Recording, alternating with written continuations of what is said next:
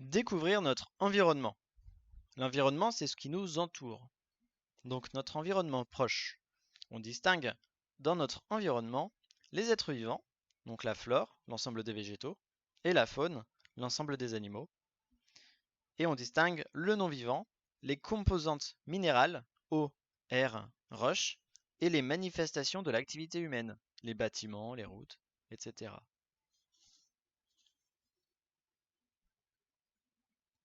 Donc un être vivant établit des relations avec son environnement.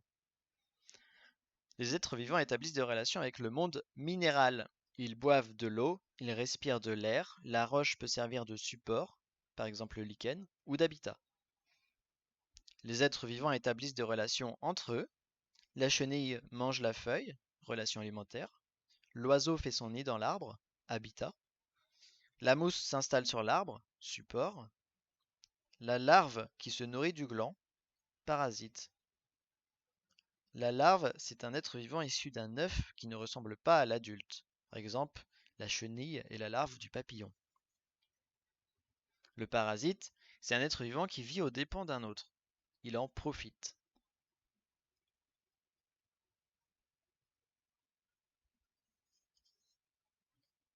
La répartition des êtres vivants dans l'environnement. On a un problème, on a trouvé des cloportes sous l'écorce des arbres et sous les pierres. Que recherche-t-il dans ces milieux? Nos hypothèses, c'est qu'il y a de l'humidité, de l'obscurité, de la nourriture. Et avec une expérience, on cherche à savoir s'il préfère l'obscurité. Donc, dans une boîte, on fait une partie fermée, obscure, une partie fermée avec quand même de la lumière qui rentre un petit peu, donc semi-obscure, et une partie ouverte avec une lampe dessus, allumée, donc lumineuse. Au final, après avoir mis les cloportes, il n'en reste 0 à la lumière, 0 à la pénombre, et ils sont tous à l'obscurité. Conclusion, les cloportes s'installent dans ces milieux car ils préfèrent l'obscurité.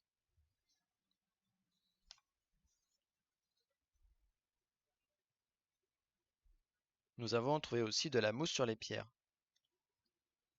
Il y a une tige et la feuille est desséchée. Et quand on la met dans l'eau, la feuille s'ouvre. En résumé, les êtres vivants ne sont pas répartis au hasard. Leur répartition se fait en fonction des caractéristiques du milieu. Humidité, température, luminosité, et aussi parfois de la nourriture recherchée. Chaque être vivant choisit son milieu en fonction de ses exigences. Le cloporte sous les pierres parce qu'il préfère l'obscurité et l'humidité. La mousse sur le rocher parce qu'elle n'a pas de racines et peut résister longtemps à la sécheresse. Un lieu de vie particulier. Le sol. Sur une coupe du sol, on peut voir le sol et le sous-sol. Le sous-sol est composé de roches. Le sol est composé de haut en bas, de feuilles mortes, de bois mort, d'animaux, puis de feuilles décomposées, de terre, de cadavres d'animaux, et enfin de morceaux de roches, de terre, de feuilles pourries, avant d'arriver au sous-sol, fait de roches.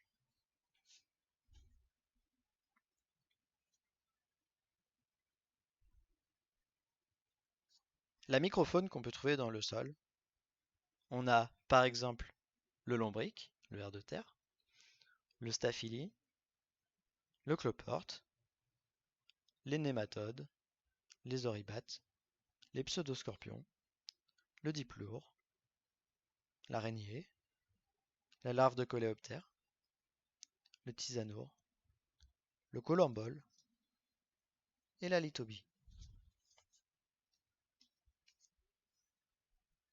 En résumé, le sol est formé de couches superposées. Chaque couche comprend des composants organiques, des restes d'animaux et de végétaux, et des composantes minérales, morceaux de roche venant du sous-sol. Aéré et humide, le sol est un milieu favorable à la vie. Il contient de nombreux animaux, la microfaune, et des végétaux, champignons, bactéries. Les êtres vivants participent à la formation du sol.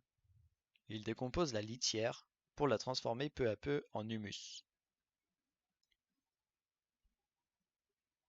Par exemple, en expérience témoin, 100 vers de terre, on met dans une boîte en verre, on va dire, ou dans une bouteille d'eau, plus simplement, une bouteille d'eau en plastique vide. On met de la terre, une couche de terre, une couche de sable, une couche de terre, une couche de sable. 15 jours plus tard, après avoir mis des vers de terre, on regarde, tout est mélangé. On ne distingue plus les couches. Les vers participent activement à la formation du sol. Ils enfouissent les débris et aèrent le sol grâce à leur galerie.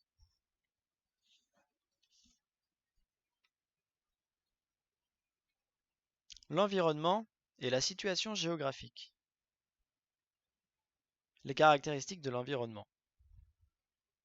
En résumé, la température et la pluviométrie déterminent pour une région son climat.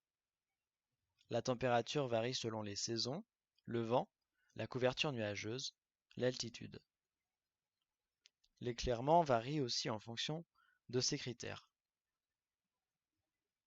La France se situe en climat tempéré et subit différentes influences, océaniques, continentales et méditerranéennes. L'eau dans l'environnement.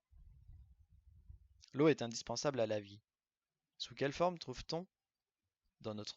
trouve-t-on dans notre environnement? À 97,2% en océan et mer, donc en eau salée liquide, à 2,1% en calottes glaciaires, des glaciers solides, à 0,6% en eau souterraine, liquide, en 0,01% en lacs et rivières, liquide aussi, et à 0,001% en atmosphère, en nuage donc, et c'est de la vapeur.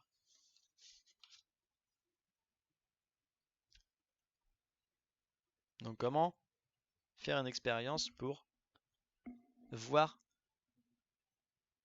le cycle un peu de l'eau?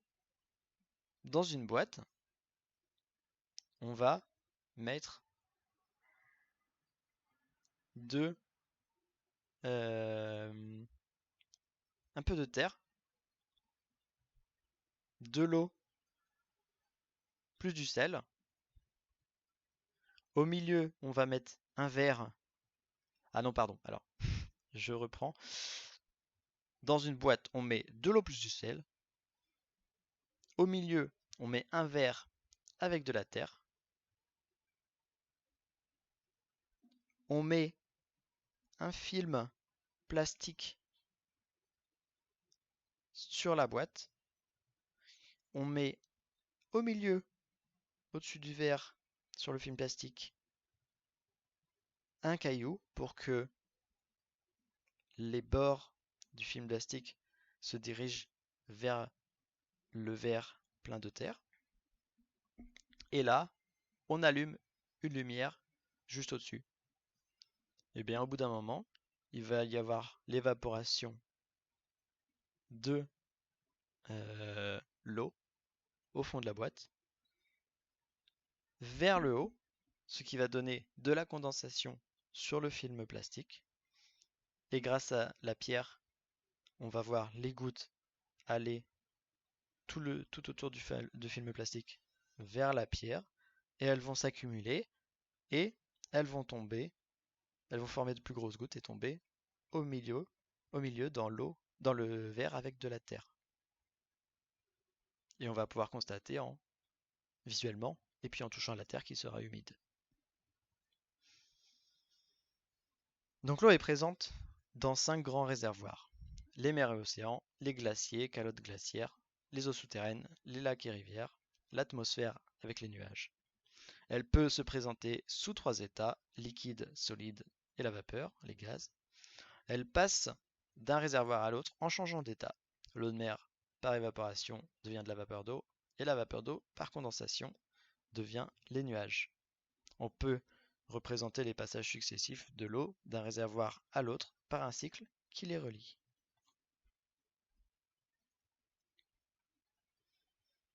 La diversité est l'unité du monde vivant. Problème. Comment classer les êtres vivants? La classification, c'est un classement des êtres vivants en groupes. Pour classer les êtres vivants, on utilise des caractères facilement observables sur lui. Les critères. Donc par exemple, pour les différencier les mammifères des autres, on va prendre tout ce qui a des poils, qui a une colonne vertébrale, etc. Par exemple, on va mettre musaraigne, lapin, écureuil, loup, éléphant, chauve-souris dans les mammifères parce qu'ils sont tous des êtres à colonne vertébrale et avec des poils, et notamment des mamelles. Et les autres, comme les lézards, étoiles de mer, mouettes, guêpes, tortues, crabes, cloportes, libellules, tritons et salamandres, gardons, grenouilles, moules, sauterelles, escargots, lithobies, crocodiles, tout ça, c'est pas des mammifères.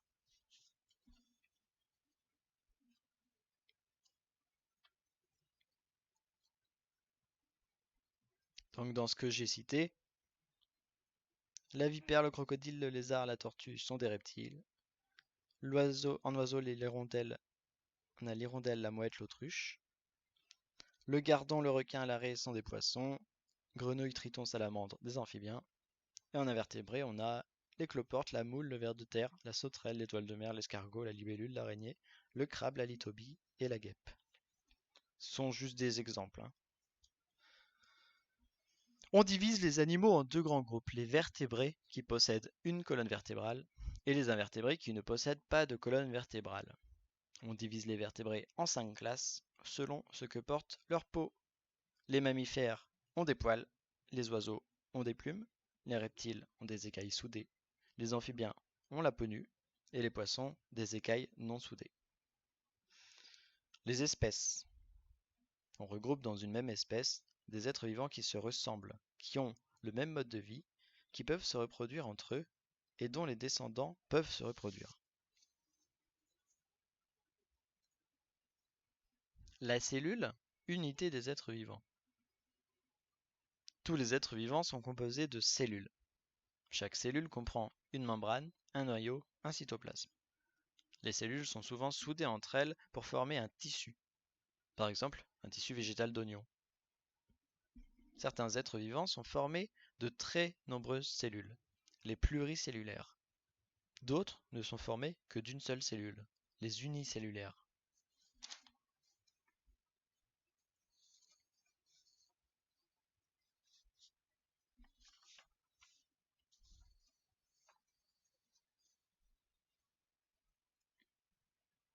Les traces d'alimentation. On va prendre des exemples de quelques animaux pour voir ce qu'ils mangent.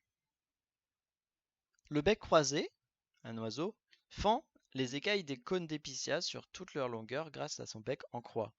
Il les soulève légèrement et saisit les graines. Il consomme aussi des noix dont il brise une grande partie de la coquille à coups de bec.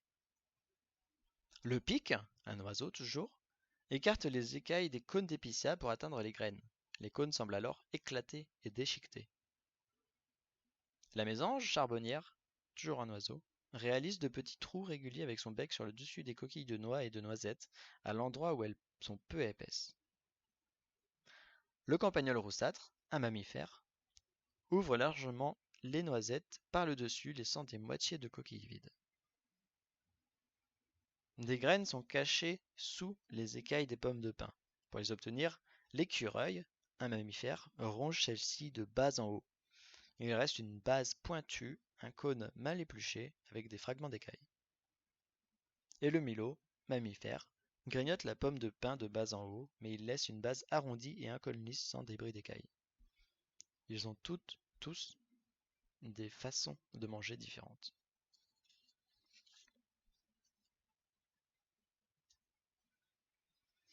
L'organisation du monde vivant. Les besoins nutritifs différents. Les besoins nutritifs des animaux. L'étude des traces que laissent les animaux nous renseigne sur leur régime alimentaire, les restes de repas, les pelotes de réjection. Le régime alimentaire d'un animal est l'ensemble des aliments qu'il consomme. Certains sont carnivores, ils ne consomment que des aliments d'origine animale. Les végétariens ne se nourrissent surtout d'aliments d'origine végétale. Et les omnivores se nourrissent d'aliments d'origine animale et végétale. Quel que soit le régime alimentaire, un animal a besoin de matières minérales, de l'eau et des sels minéraux, et de matières organiques, matières provenant d'êtres vivants, animaux ou végétaux. Les besoins nutritifs des végétaux. Si on laisse une plante dans de l'eau et des sels minéraux, à la lumière, 3 semaines plus tard, elle est vivante. Si on la laisse dans l'eau avec des sels minéraux de nuit, dans l'obscurité, 3 semaines plus tard, elle est morte. Si on la laisse sans rien au soleil, 3 semaines plus tard, elle est morte. Et si on la laisse au soleil dans de l'eau déminéralisée, 3 semaines plus tard, elle est encore vivante. Les végétaux chlorophylliens ont des besoins différents des animaux. Ils n'utilisent pas de matière venant des êtres vivants, matière organique. Ils n'ont besoin pour se nourrir que de matière minérale, de l'eau, des sels minéraux, du dioxyde de carbone, qu'ils utilisent pour se développer à condition d'avoir de la lumière.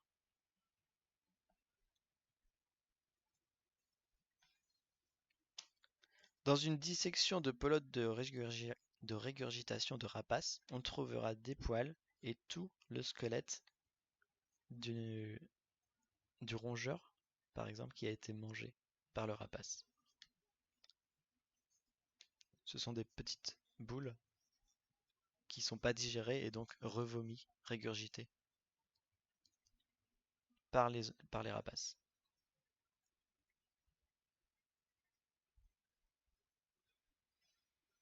Donc chaque animal a un régime alimentaire qui lui est propre. Donc si on revient au bec croisé par exemple, il mange des graines de conifères, pins, sapins, épicéas, et que ça. La bondrée apivore, qui est un oiseau, elle mange 80% d'abeilles et de guêpes, 12% de rongeurs et 8% de reptiles et oiseaux. Oui donc, pardon, et le bec croisé, du coup, il est végétarien, complètement. La bondrée apivore, elle est carnivore. Le cerf, il va manger 58% de végétaux herbacés, 20% de ronces, 11% de feuilles et 11% de glands et de faines. Du coup, lui, son régime, c'est végétarien. Le chat sauvage, ça va être 93% de rongeurs, 4% d'oiseaux et 3% de grenouilles, voire d'insectes. Du coup, il est carnivore. L'épervier, un oiseau, mange des petits oiseaux à 78%, 17% de merles, grives et étourneaux qui sont des oiseaux un petit peu plus gros, et 5% de rongeurs. Il est donc carnivore. Et enfin, le G, un oiseau de la famille des corvidés, il mange 61% de glands, 18% de fruits, 20% d'insectes et 1% d'œufs et de poussins. Donc lui, comme il a du végétal et de l'animal, il est omnivore.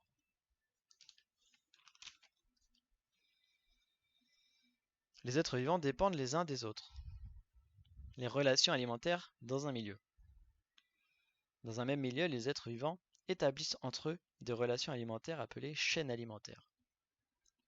Les chaînes alimentaires comportent plusieurs maillons reliés entre eux par une flèche qui signifie « et manger par ». Les chaînes alimentaires ont souvent des maillons communs et forment un réseau alimentaire. Le premier maillon de chaque chaîne est toujours un végétal chlorophylien. Les êtres vivants sont des producteurs de matière. Donc les végétaux consomment de l'eau, des sels minéraux, du dioxyde de carbone et de la lumière. Et ils produisent en retour de l'eau, de la matière organique et des sels minéraux. Les animaux, eux, consomment de l'eau, des sels minéraux, de la matière organique et produisent de l'eau, de la matière organique et des sels minéraux. Par exemple, dans un tube à essai, on met de l'herbe et en dessous, on fait brûler une flamme. Les herbes vont brûler, il va y avoir de la cendre, donc du dioxyde de carbone, du carbone, pardon, et il va y avoir de la buée sur le long du tube à essai. Donc, on retrouve l'eau.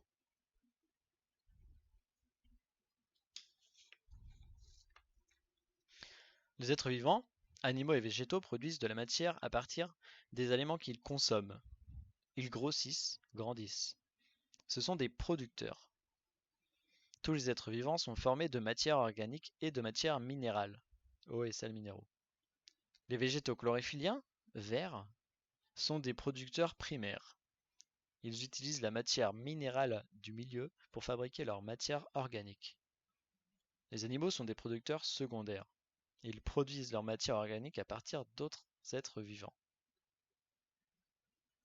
Donc le bilan, c'est le dioxyde de carbone et la lumière, ainsi que l'eau et les sels minéraux, sont absorbés par les végétaux verts, qui sont les producteurs primaires. Ces végétaux verts sont mangés par les animaux végétariens, donc qui produisent de l'eau et des sels minéraux et qui sont producteurs secondaires. Donc, ces animaux végétariens sont mangés par les animaux carnivores qui produisent aussi de l'eau et des sels minéraux et qui sont les producteurs secondaires.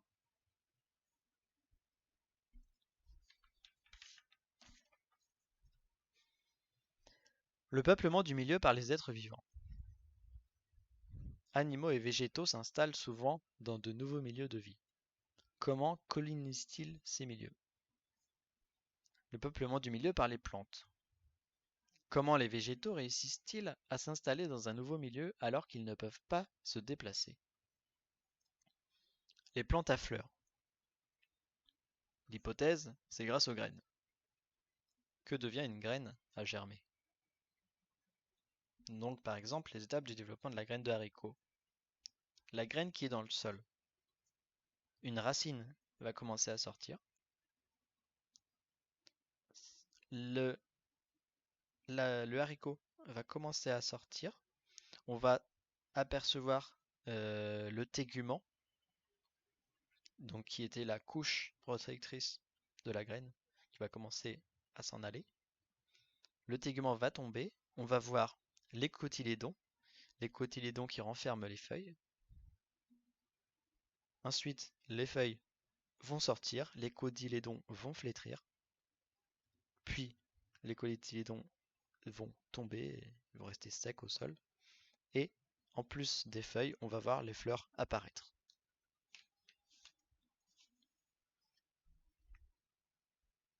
Donc ce qui contient dans la graine de haricot la future tige, la future racine et la future feuille, ça s'appelle le plantule. C'est ce qu'il y a dans le cotylédon. La graine contient des réserves et une plantule. Si les conditions sont favorables, lumière, température, humidité, la graine germe. La plantule se développe grâce aux réserves des cotylédons et donne une nouvelle plante. La plante grandit et fleurit. D'où viennent les graines?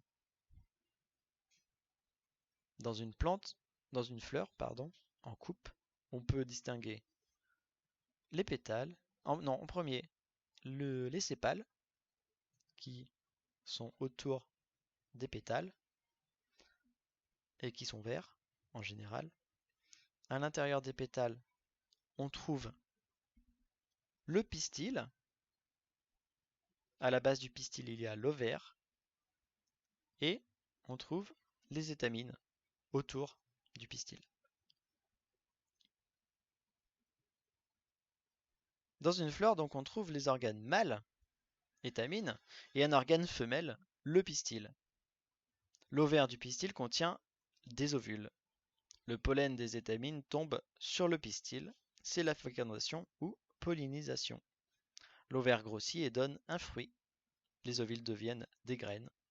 La fleur fane. Les graines tombent et germent.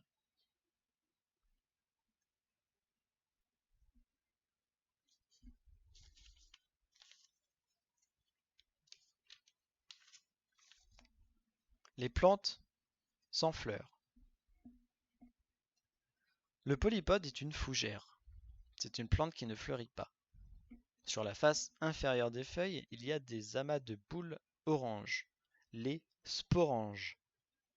Dans les sporanges, il y a des spores, très petites et nombreuses. Quand le sporange s'ouvre, grâce à l'anneau, les spores sont libérées. Elles germent et redonnent une nouvelle fougère. S'installer dans le milieu sans graines et sans spores. Le polypode possède une tige souterraine, le rhizome. Chaque année, le rhizome s'allonge, se ramifie. Ces bourgeons donnent de nouvelles plantes. C'est la multiplication végétative.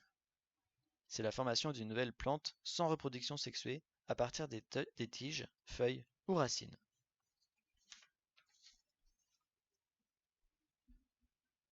Le peuplement du milieu par les animaux.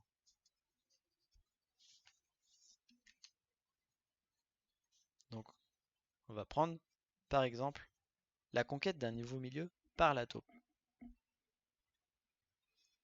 La taupe est un animal souterrain qui a une vie solitaire en dehors des périodes de reproduction.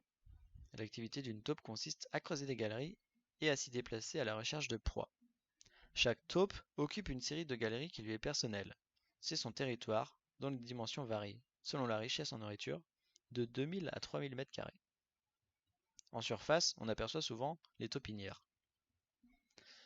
La saison de reproduction de la taupe se situe entre le mois de février et le mois d'avril. C'est seulement à cette période de l'année que la taupe femelle laisse une taupe mâle pénétrer dans son territoire. Après l'accouplement, puis 30 jours de gestation, la femelle met au monde généralement 4 petits. Le développement est qualifié ici de direct. Au bout d'1 à 2 mois, les petits deviennent vite aussi gros que leur mère et même plus gros, dans le cas des jeunes mâles. Le réseau des tunnels ne suffit bientôt plus à nourrir tout ce monde. Aux environs du 1er juin, on trouve, sous une même pâture, 3 fois plus de taupes qu'il y en avait 2 mois auparavant. Comment voulez-vous que chacun mange à sa faim? Alors le caractère sauvage et farouche de la taupe reprend le dessus. Elle met tous ses enfants à la porte sans aucun ménagement. Une seule possibilité pour eux, monter en surface et s'enfuir au loin par les champs. C'est alors que les problèmes commencent. Sur 10 jeunes taupes nées dans l'année, il n'en reste guère que 3 ou 4 encore en vie l'année suivante. Ceux qui restent en vie auront conquis un nouveau territoire ou occupé un terrier vide.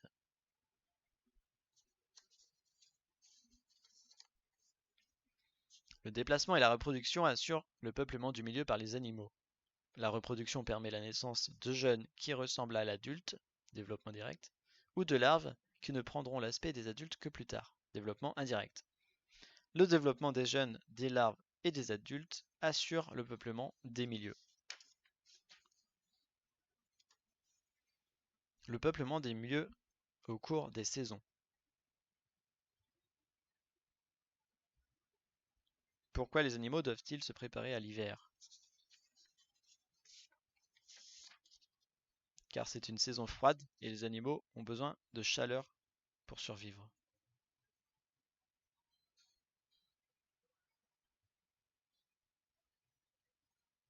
À cause aussi de la nourriture et des prédateurs.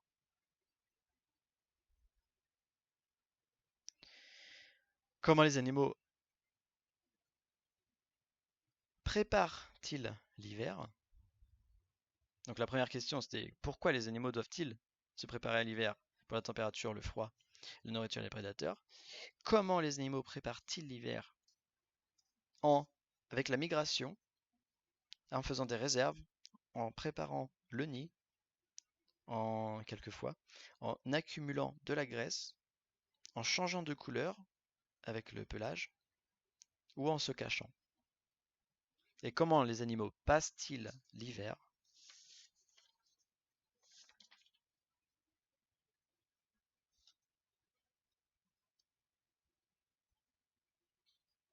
Eh bien, de la même façon que je viens de le dire.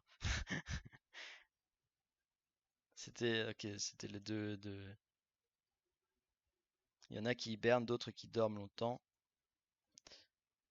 Certains se réveillent pour manger, d'autres qui dorment que la nuit et mangent toutes leurs provisions. Voilà. Bon, c'est un peu fouillis là, c'est vers la fin.